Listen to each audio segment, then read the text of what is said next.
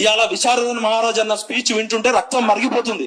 ఎందుకు ఇంత అన్యాయం, ఎందుకు ఇంత ద్రోహం? ఇంకా 75 సంవత్సరాల తర్వాత కూడా మాకు సన్న బియ్యం ఇస్తాం, నల్ల నీళ్ళు ఇస్తారట. నల్ల నీళ్ళు ఇచ్చినాం, సన్న బియ్యం ఇచ్చినాం.